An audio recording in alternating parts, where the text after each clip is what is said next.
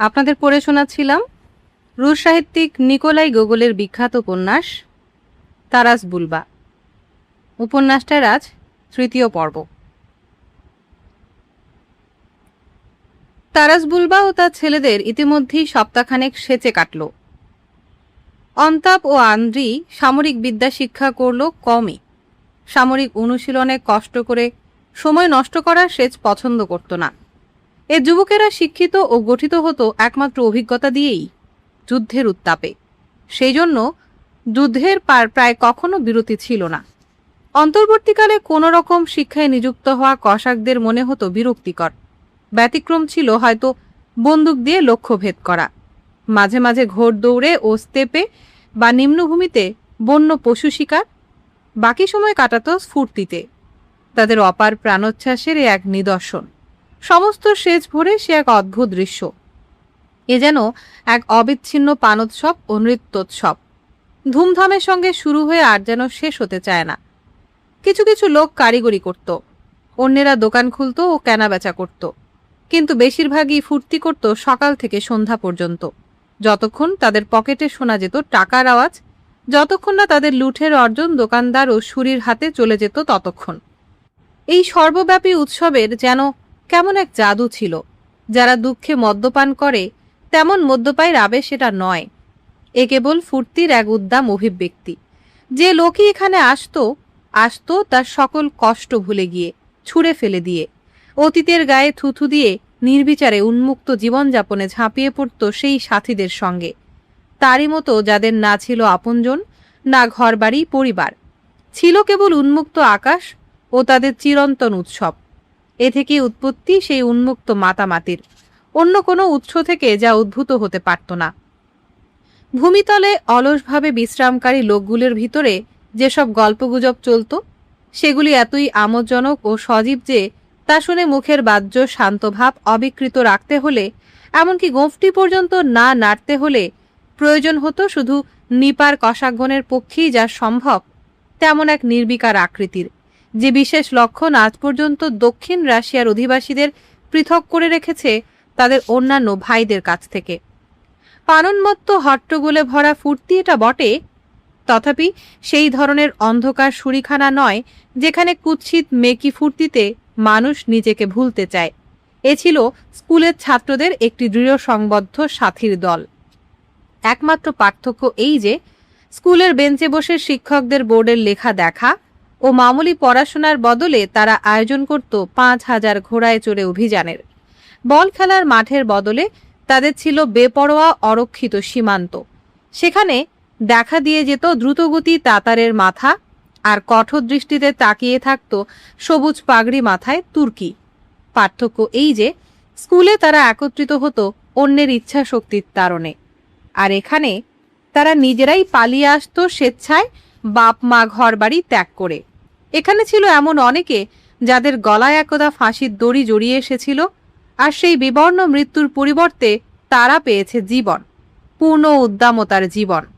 এখানে ছিল অনেকে যাদের আভিজাত্যই হলো পকেটে একটি কোপেকও রাখতে না পারা। ছিল অনেকে যাদের কাছে একটা স্বর্ণমুদ্রাও সম্পদ স্বরূপ, যাদের পকেট ইহুদি ভাড়াটেদের কৃপায় এমনই শূন্য যে উল্টে দিলেও তা থেকে কিছু গড়িয়ে পড়ার আশঙ্কা নেই।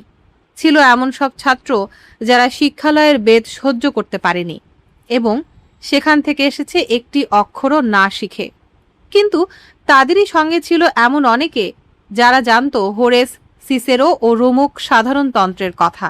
এখানে ছিলেন এমন অনেক অফিসার যারা পরে পোল্যান্ডের রাজার অধীনে যুদ্ধ করে যশ অর্জন করেন।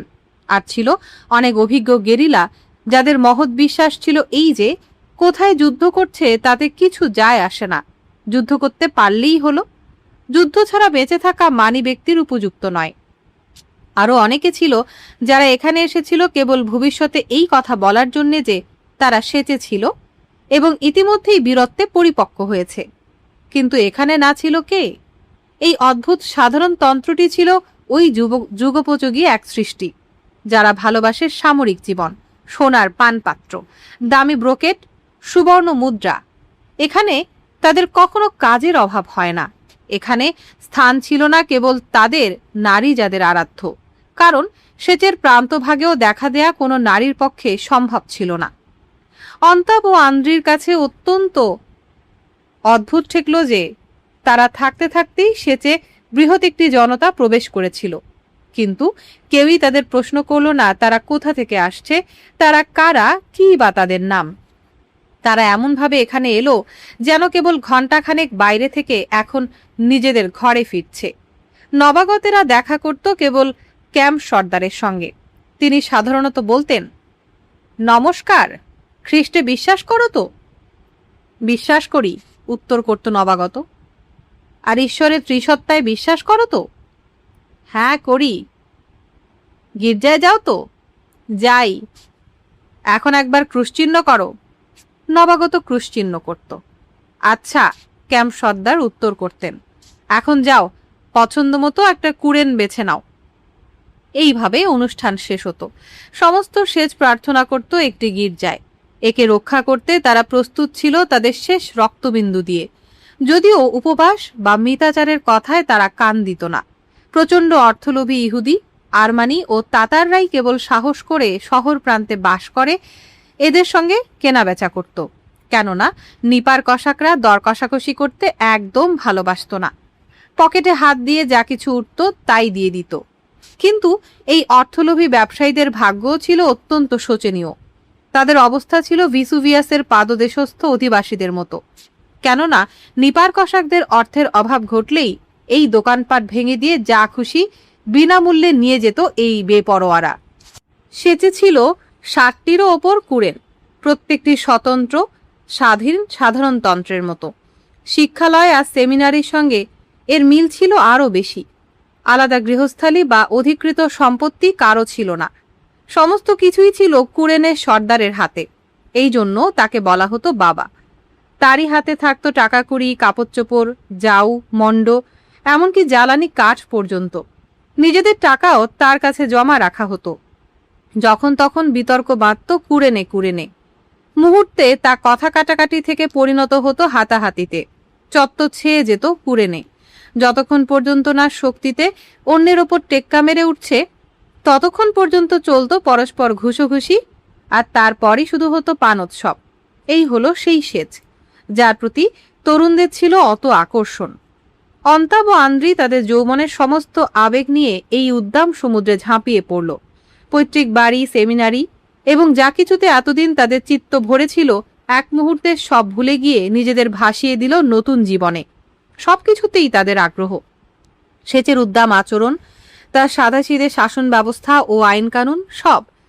মাঝে মাঝে তাদের মনে হতো এ আইন এমন মুক্ত সাধারণতন্ত্রের পক্ষে অতিমাত্রায় কঠোর।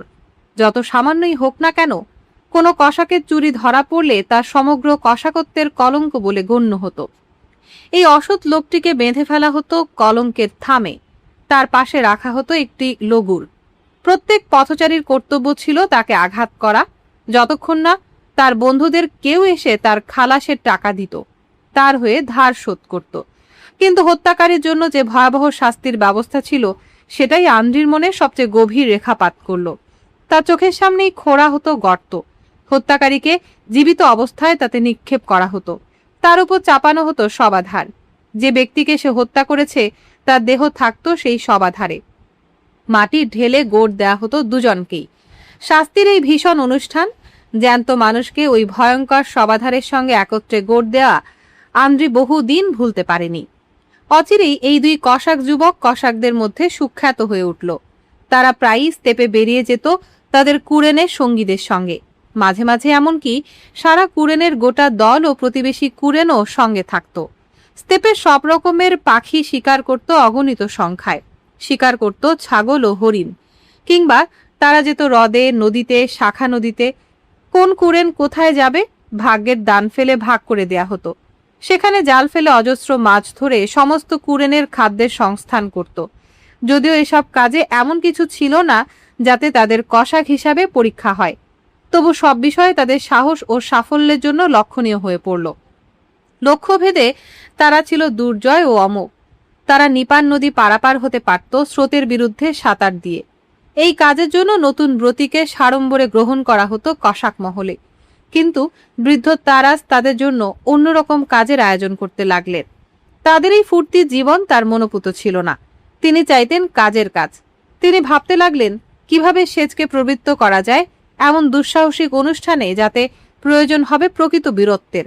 শেষে একদিন তিনি ক্যাম্প সর্দারের কাছে গিয়ে সোজাসুজি জিজ্ঞেস করলেন, কি বলো সর্দার, নিপার কসাকদের বেরিয়ে পড়ার কি সময় হয়নি?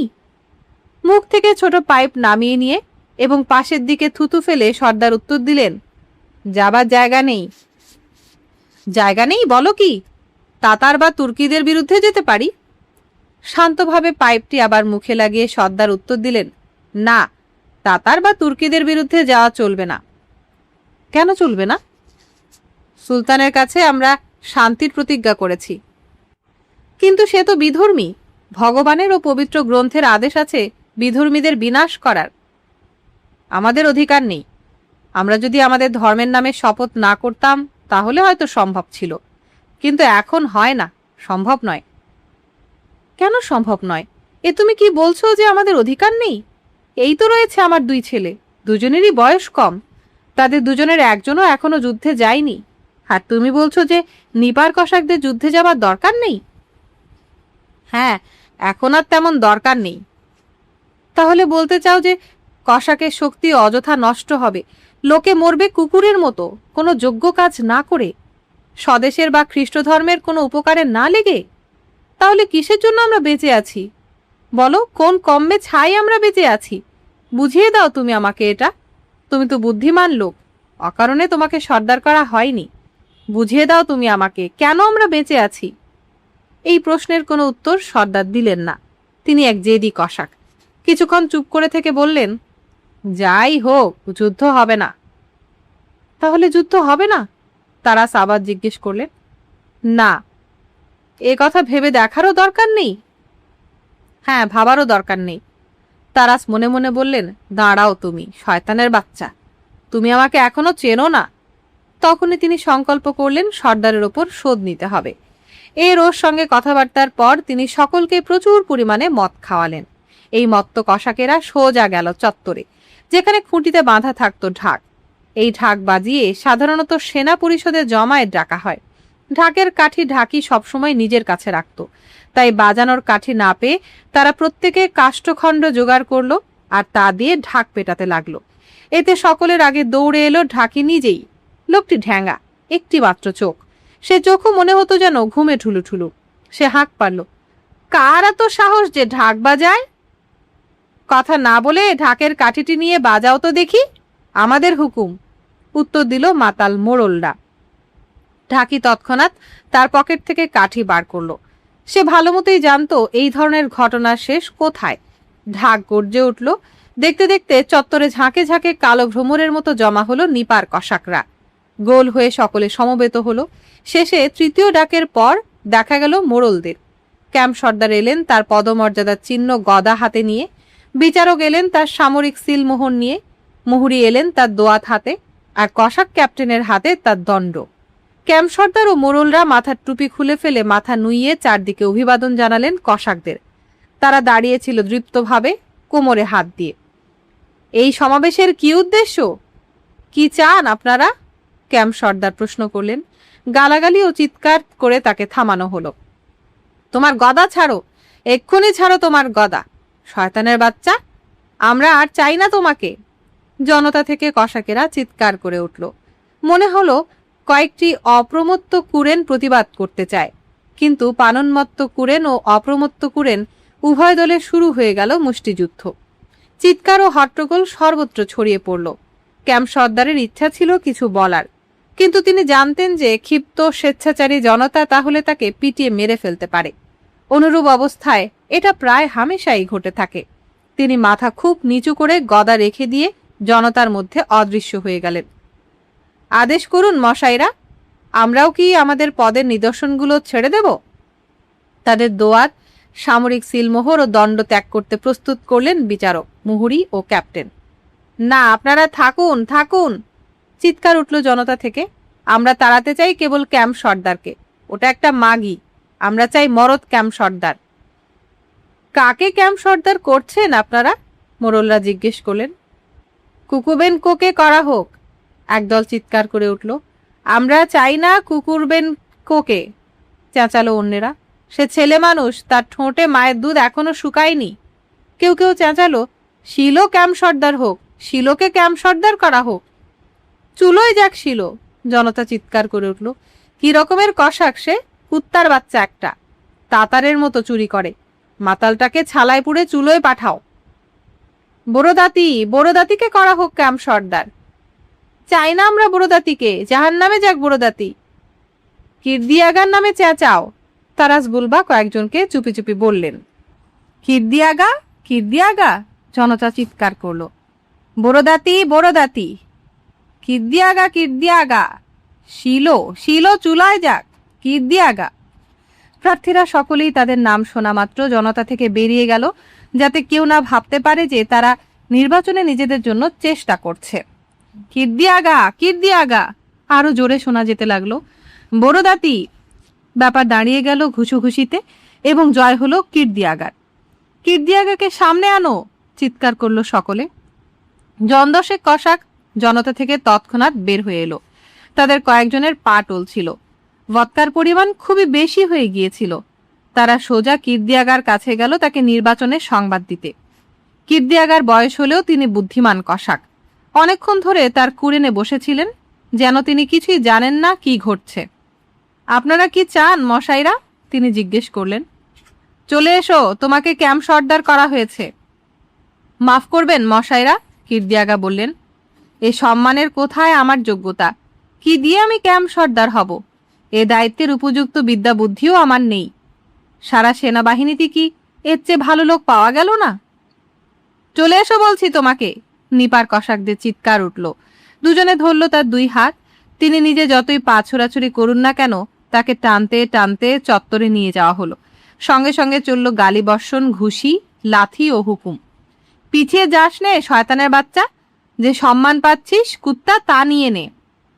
এইভাবে কষাকদের মণ্ডলীতে আনা হলো কির্দিয়াগাকে। তাহলে মশাইরা, তার সঙ্গীরা জনতাকে চিৎকার করে জিজ্ঞেস করলো, এই কষাককে আমাদের ক্যাম্প সর্দার করায় আপনারা কি রাজি? সবাই রাজি, গর্জন করে উঠল জনতা। ও সেই চিৎকারে বহুক্ষণ গম গম করতে লাগলো গোটা ময়দান। মণ্ডলদের মধ্যে একজন গদাটি নিয়ে এই নবনির্বাচিত ক্যাম্প সর্দারকে অর্পণ করতে এলেন। প্রথা অনুসারে কির্দিয়াগা তৎক্ষণাৎ অস্বীকার করলেন। মোড়ল দ্বিতীয়বার অর্পণ করতে এলেন। কির্দিয়াগা দ্বিতীয়ারও অস্বীকার করলেন। শুধু তৃতীয়বার অর্পণ করলে কেবল তখনই তিনি গদাটি গ্রহণ করলেন। সমস্ত জনতা থেকে সমর্থন সূচক চিৎকার ধ্বনি উঠল ও কষাকদের এই চিৎকারে সারা ময়দান আবার বহু দূর পর্যন্ত প্রতিধ্বনিত হল। তখন জনগণের ভেতর থেকে বেরিয়ে এলেন চারজন প্রবীণতম কষাক, সাদা গোঁফ, মাথা ঝুঁটিও সাদা। সে যে অতিবৃদ্ধ লোক পাওয়া যেত না, কারণ নিপার কষাকদের কেউই স্বাভাবিক অবস্থায় মরত না। এরা প্রত্যেকে হাতে তখনকার বৃষ্টিতে কাদা হয়ে যাওয়া মাটি তুলে নিয়ে কির্দিয়াগার মাথায় চাপিয়ে দিলেন। ভিজে মাটি তার মাথা থেকে গড়িয়ে এলো গালে ও গোঁফে। সমস্ত মুখ কর্দমাক্ত হয়ে গেল, কিন্তু কির্দিয়াগা দাঁড়িয়ে রইলেন অকম্পিতভাবে। কষাকেরা তাকে যে সম্মান দেখালো তার জন্য ধন্যবাদ দিলেন। এইভাবে সমাপ্ত হলো এই কোলাহলপূর্ণ নির্বাচন। জানা নেই এটার ফলে বুলবার যত আনন্দ হয়েছিল তত আর কারো হয়েছিল কিনা। এতে তিনি আগেকার ক্যাম্প সর্দারের ওপর প্রতিশোধ নেন। অধিকন্তু কির্দিয়াগা ছিলেন তার পুরনো বন্ধু। জলস্থলে অনেক অভিযানে তারা একসঙ্গে ছিলেন। সামরিক জীবনের সব দুঃখ কষ্ট একসঙ্গে ভোগ করেছেন। জনতা তৎক্ষণাৎ ছড়িয়ে পড়ল নির্বাচনের উৎসব পালন করতে। শুরু হলো এমন হাঙ্গামা যা অন্তাব ও আন্দ্রি আগে কখনো দেখেনি। সমস্ত মদের দোকান চুরমার হলো। মধু, ভদকা ও বিয়ার লুট হয়ে গেল। দোকানিরা অক্ষত দেহে পালাতে পারলেই খুশি। সারা রাত ধরে চলল চিৎকার ও বীরত্বের গৌরব গান। উদীয়মান চাঁদ বহুক্ষণ ধরে দেখল গাইয়ে বাজিয়েরা পথে পথে ঘুরছে। তাদের সঙ্গে আছে বান্দুরা, তুরবান ও গোল বালালাইকা। ভ্রমণ করছে গির্জার গানের দল, যাদের সেচে রাখা হতো গির্জার গান করার জন্য এবং নিপার কষাকদের গুণকীর্তনের জন্য। অবশেষে খোয়ারি ও ক্লান্তি এই কঠিন মাথাগুলিকেও অভিভূত করল। দেখা যেতে লাগলো কেউ বা এখানে কেউ বা ওখানে মাটিতে শুয়ে পড়ছে কষাকেরা। কোথাও হয়তো এক বন্ধু অন্য বন্ধুকে জড়িয়ে ধরে ভাবপ্রবণ হয়ে পড়ল, এমনকি কেঁদে ফেলল এবং দুজনেই একত্রে মাটিতে গড়িয়ে পড়ল। কোথাও বা একদল পড়ে রইল স্তূপীকৃত হয়ে। আবার কোথাও কেউ যেন ঘুমানোর জুৎসই জায়গা পেয়ে সোজা শুয়ে পড়ল কাঠের জলপাত্রে। কসাকদের ভেতর যে সবচেয়ে শক্ত, সে তখনও কি যেন বকছিল অসংলগ্নভাবে। সর্বশেষে সেও খোয়ারিতে শক্তি হারিয়ে ধপ করে গড়িয়ে পড়ল মাটিতে। সমগ্র সেচ ঘুমিয়ে পড়ল।